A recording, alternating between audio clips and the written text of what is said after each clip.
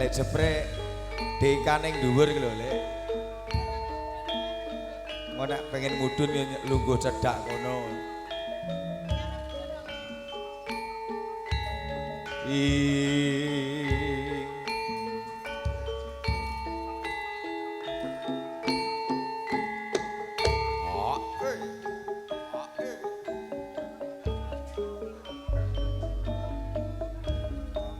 Dipeni nyamping kang sida mukti teman tene kirap dibebayang kari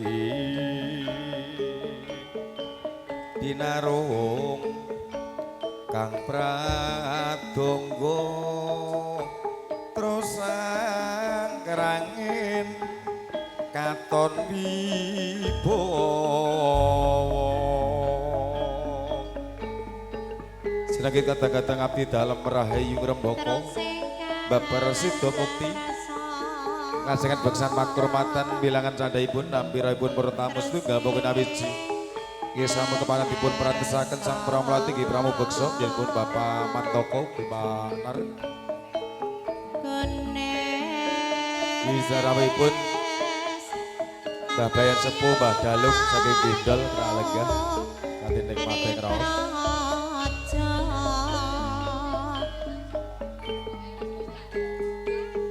Nggih minangka panglarih dipangarih monggo. Dul-dul saking Bawang, saking Gunung Banyak.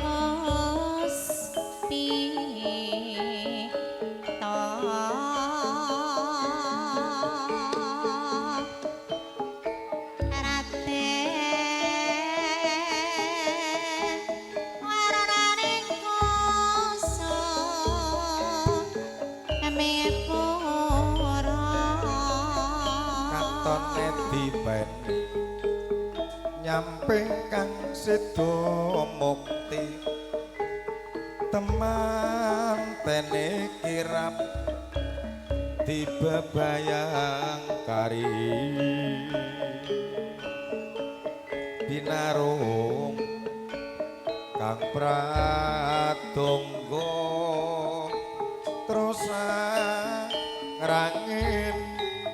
katon wibawa jangkepi Mas Bagong saking Wedi Mlalih satoto wilangan jangkep gangsal keparang kaki barang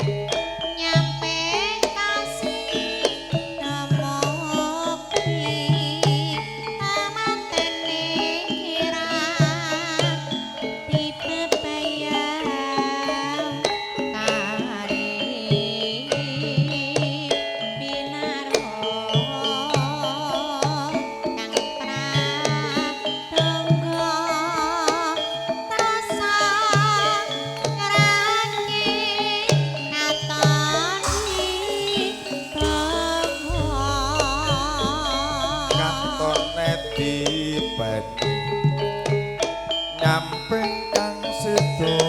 mukti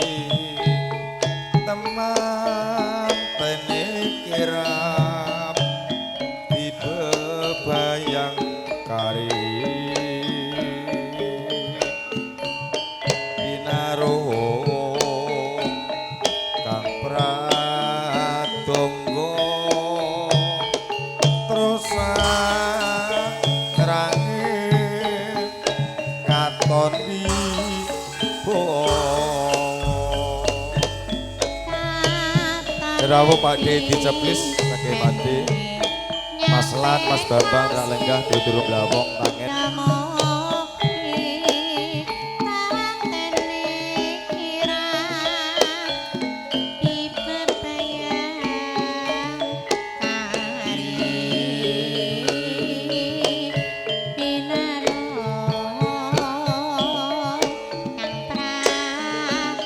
Tenggo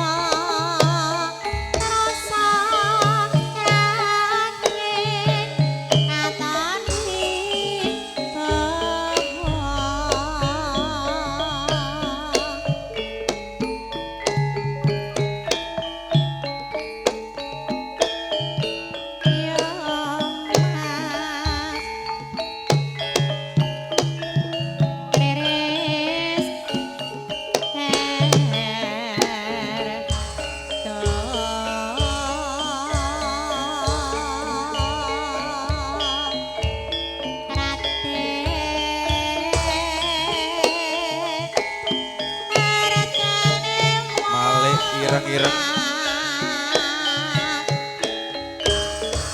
sono ireng tak sengguh tunggak aren kula takeni kadung seneng aja dibangga ning alam dunya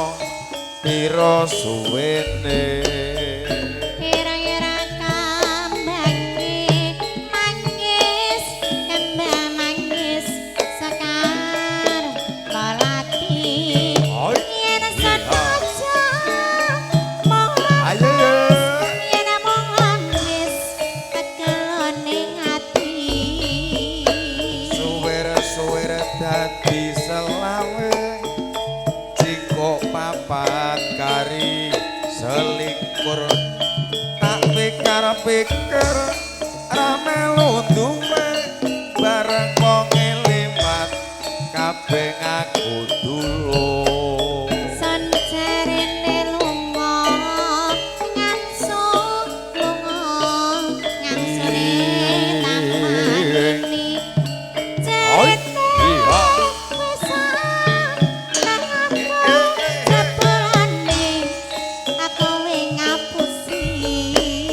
sepet samune mentah tak epet wis ora betah wedang tubruk gulane Jawa yen kepethuk ning ati lega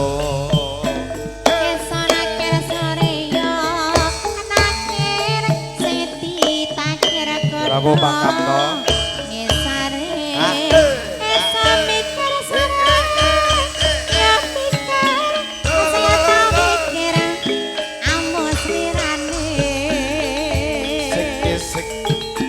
kok ungkal-ungkal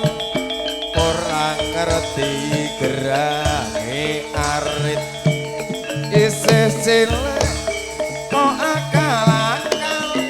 ora ngerti dik larange duwe malam persimbahe grandong musuhe para kiai narko pikir ngati bakala saya tau mikir apa ya ngerti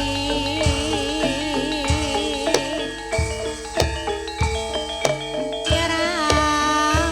marang manene ngipi nganti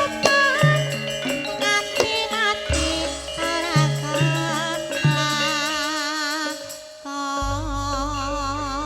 ngataran Guy Manuwin ngintan empo pepidan